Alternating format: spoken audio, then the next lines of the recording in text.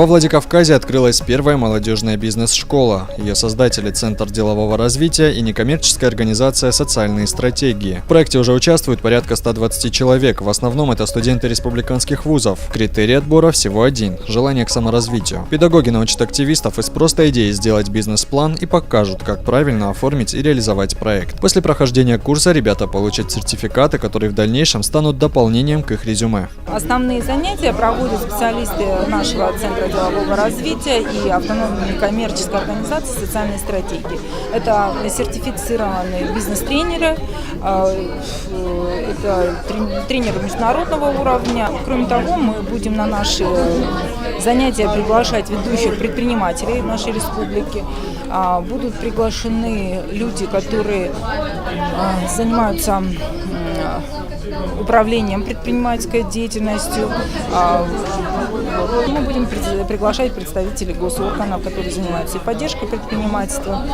Так что у нас такая достаточно обширная программа предусмотрена для наших слушателей.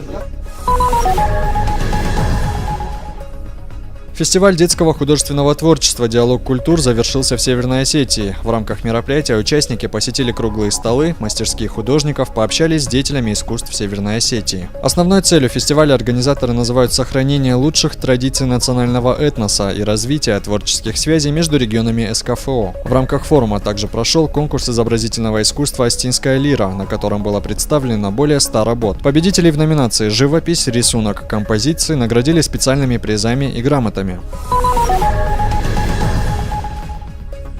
31 октября во Дворце спорта «Манеж» пройдет бой за титул чемпиона мира IBF по боксу. На ринге сойдутся чемпион мира по версии WBC среди молодежи и чемпион Европы по версии IBF Мурат Гасиев и чемпион Франции Энгин Каракаплан. В преддверии большого бокса в зале «Локомотив» наш боксер по прозвищу Ирон провел показательное выступление. На счету астинского спортсмена 18 побед в 18 поединках, 12 из них нокаутом. Его соперник имеет в своем активе 12 побед в 17 встречах. К бою с ним Мурат готовится со всем усердием. 31 октября помимо главного боя состоятся еще 6 поединков. На ринге сойдутся как любители, так и профессионалы.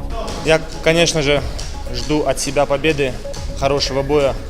Но я знаю то, что соперник не из простых, и легко мне не будет в этом бою.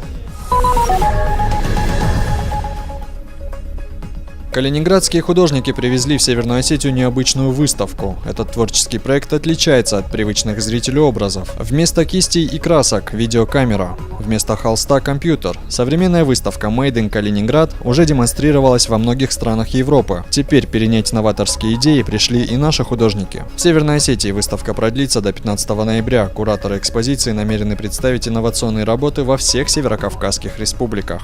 Вообще, современное искусство – это искусство критическое.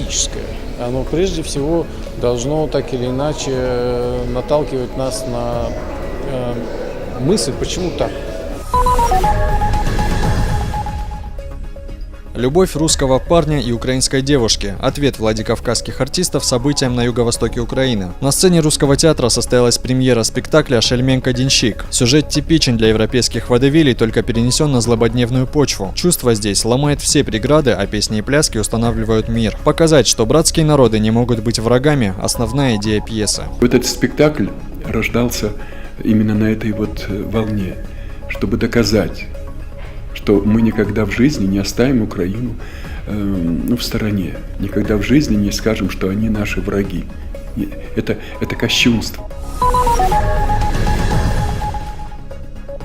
Во Владикавказе прошли финалы республиканского первенства по теннису среди юношей и девушек до 16 лет. В течение 4 дней около 100 спортсменов боролись за призовые места. Участники приехали из Москвы, Астрахани, Твери и других городов России. Теннисистов лично поздравил председатель правительства Сергей Такоев. Лучших спортсменов наградили ценными призами, медалями и кубками. Подобные соревнования в Северной Осетии проходят впервые. Этот вид спорта достаточно молодой в нашей республике. В ближайшее время власти города намерены построить еще один теннисный комплекс. 5 лет назад еще в республике ни одного корта не было современного, отвечающего требованиям.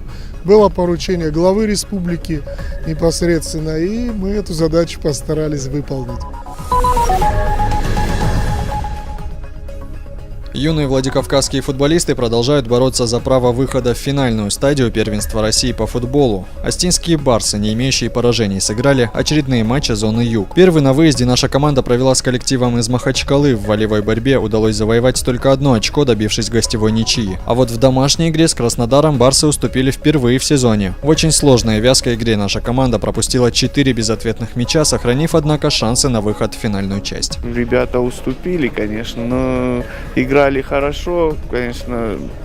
У футбольной академии Краснодар просто есть какие-то преимущества в плане того, что они собирают ребят, детей со всей России, поэтому у них есть в этом преимущество.